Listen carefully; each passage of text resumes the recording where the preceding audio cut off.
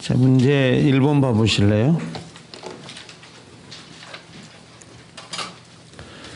동시이행 항변권에 관한 설명 중 틀리다라고 되어 있는 부분인데, 동시이행 항변권은 그 동시행 관계가 있는 게 문제가 나올 때도 있고, 이렇게 문제가 나올 때도 있으니까 참조를 하셔야 돼요.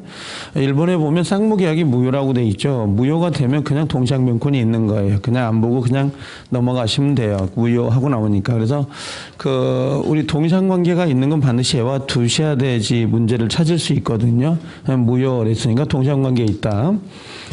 이번에 보면 당사자 일방에 책임 있는 사유로 이행이 불능이 됐다라고 돼 있잖아요. 이행이 불능이 됐어요. 그럼 이행이 불능이 되면 동시항변권이 소멸되는 건 아니죠. 그래서 이행 불능, 그 다음에 소멸시효, 아니죠. 손해배상, 이행 불능, 손해배상, 그 다음에 여기는 소멸되는 게 아니라 존속된다는 거고. 세 번째 보면 채무자는 2번이 정답이 됐네요. 틀린 거니까. 세 번째는 채무자는 상대방의 이행 재용이 없는 한 이행계 채무를 이행하지 않는다 하더라도 지체 책임이 없다라고 돼 있죠. 그래서 동시이행 항변권의 가장 큰 효과가 지체 책임을 지지 않는다는 게 가장 큰 효과입니다. 네 번째, 상대방이 채무 이행에 쫓는 이행을 제공했다라고 되어 있잖아요. 상대방이 제공을 했어요. 그러면 동시를 주장할 수는 없죠. 나도 이행을 해야 되는 거니까. 그 다음에 5번에 선이행 의무를 부담하는 당사자 일방은 상대방의 이행이 곤란하다라고 돼 있잖아요. 이 이행 곤란이 뭐예요? 이 이행 곤란이 불안의 항변권이라고 하는 거죠. 불안의 항변권이기 때문에 당연히 뭡니까? 이행을 거절할 수 있다. 그래서 선이행 의무자이더라도 동시항변권이 나오는 경우가 있다 그랬습니다.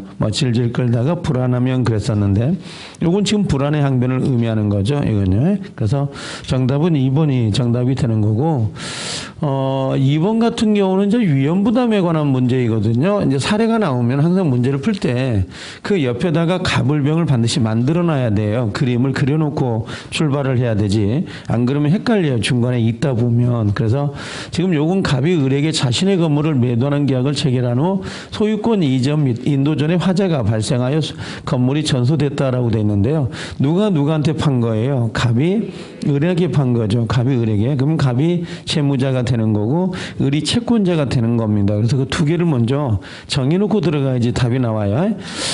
틀린 걸 찾으라 그랬는데 1번에 소유권 이전이 불가능하게 되었다.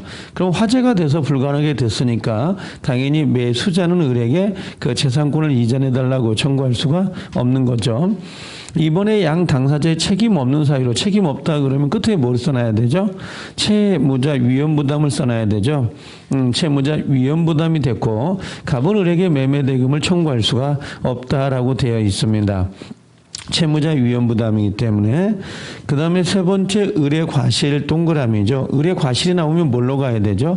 채권자 위험부담, 채권자 위험부담. 그럼 갑은 을에게 매매대금을 청구할 수가 있죠. 그래서 3번하고 4번을 묶으면 되겠네요. 3번, 4번이요. 4번에 을의 채권자 지체 중에서 양 당사자의 책임 없는 사유로 화재가 발생한 경우 갑은 을에게 매매대금을 청구할 수 있다라고 되어 있습니다. 둘 다 똑같은 거죠. 지금 여기 3번하고 4번은 채권자 위험부담이에요. 둘 다. 그 다음에 5번에 채권자 지체 중이었네요. 또 그죠? 수령지체라고 하는 거. 갑은 자기 채무를 면함으로써 얻은 이익이 있을 거 아니에요. 보상금, 보험금. 그럼 누구한테 줘야 돼요? 을에게 반환해라 그랬습니다. 그래서 전형적인 우리 사례 위험부담의 문제이죠. 정답은 몇 번이었어요? 5번. 자, 3번에 제3자를 위한 계약에 관한 설명 중 옳지 않는 건데 제3자의 권리는 제3자가 채무자에 대해서 계약의 이행을 받을 의사, 이게 뭐죠? 수익의 의사 표시죠. 수익의 의사를 표시할 때 생긴다는 거고요. 이번에 채무자는 상당한 기간을 정하여 계약의 이익의 향수 여부의 확답을 제3자에게 채고할 수가 있도록 되어 있죠. 3번의 채무자가 낙약자예요. 상당한 기간을 정하여 계약 이익의 향수 여부의 확답을 제3자에게 채고하였으나 그 기간 내 확답을 받지 못했다. 그럼 이건 거절한 거죠. 추인한 게 아니라 거절한 걸로 본다. 4번의 채무자는 계약의 기한 항변으로 계약의 이익을 받는 제3자에게 대항할 수 없다라고 했는데요. 4번이 정답인데 그 동시이행 항변권을 좀 생각하시면 될 것 같아요. 동시이행 항변권이요. 그래서 만약에 우리가 요약자가 재산권을 이전하지 않는다면 낙약자 입장에서는 수익자에게 대금을 지불할 수가 없는 거죠. 난 집을 못 받아서 대금 못 준다라고 하는 거 일종의 동시이행 항변권입니다. 4번이 정답이 되고 그 다음에 5번의 제3자의 권리가 생긴 후에는 계약 당사자는 이를 변경하거나 소멸시킬 수가 있어요? 없어요? 없다라고 되어 있죠. 그래서 수익의 의사를 표시하면 당사자는 그 내용을 변경하거나 소멸시킬 수가 없습니다. 정답은 4번이 정답이 되죠.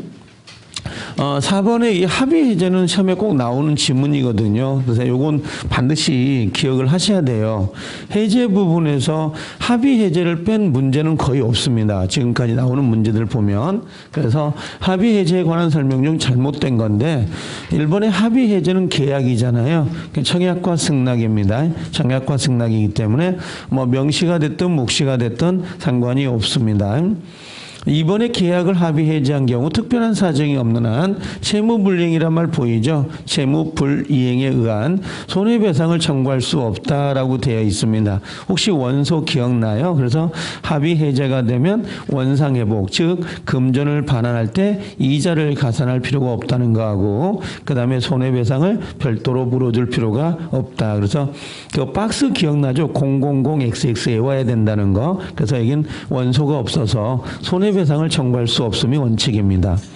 세 번째 계약 해제의 소급요라고 하는 거 있죠. 계약이 해제가 되면 소급적으로 무효가 되고 제3자를 보호하게 되는데 우리가 법정해제, 합의해제, 그 다음에 법정해제, 약정해제, 합의해제, 해약금 해제는 이 네 가지 전부 다 공통점이 뭐예요? 소급해서 무효가 되는 거고 제3자를 보호하겠다는 건 그대로 적용이 돼요. 그런데 여기 보니까 소급표로서 제3자의 권리를 해할 수 없다는 민법 548조 1항 규정은 합의 해제는 적용되지 않는다라고 했으니까 X가 되죠. 소급 무효하고 제3자 보호는 그대로 적용이 됩니다. 그래서 3자를 보호할 수 있는 거죠. 세 번째가 잘못된 거고 네 번째 계약이 합의 해제된 경우에는 그 반환할 때 요 금전 있잖아요. 요 이자를 반환해야 안 해요. 이자를 반환할 의무가 없습니다. 그래서 4번하고 2번을 연결해 놓으면 좋을 것 같아요. 2번하고 4번을 연결해서 합의 해제는 여기 이자 가산하지 않는다는 거하고 손해배상 청구하지 않는다는 거. 그러나 3자 보호하고 소급 무효는 적용이 된다는 거. 정확히 구별해야 돼. 이게 핵심이에요. 이게 핵심입니다. 그 다음에 5번에 부동산 매매 계약이 합의 해제에 따라서 매도인의 원상회복 청구권은 소유권에 의한 물권적 청구권이기 때문에 소멸시효 대상이 되지 않는다라고 했는데요. 우리가 보통 계약이 무효 취소 해제가 됐어요. 그럼 무효 취소 해제가 되면 어떻게 되죠? 당연 복귀가 되죠. 그럼 당연 복귀가 되니까 어떻게 돼요? 당연히 소유권은 매도인에게 귀속이 되는 거고 그 소유권에 기해서 매수자에게 등기를 말소해달라고 하는 거거든요. 그럼 그건 물청이 돼요. 그럼 물청이 되니까 당연히 소멸시효에 걸려요? 안 걸려요? 안 걸리겠죠. 그래서 이 5번은 물권적 청구권이기 때문에 소멸시효 대상이 안 된다. 지금 그런 의미예요. 그래서 이 5번 지문을 해석하려면 당연복귀라는 거하고 물권적 청구권 이게 들어와야지 해결이 되는 문제입니다. 그래서 일단 이 4번 문제는 100% 나올 수 있습니다. 우리 시험에는요. 지금 나와 있는 게. 자, 5번에 계약 해제에 관한 설명 중 틀리다라고 되어 있는데요. 1번에 이것도 상당히 중요한 판례입니다.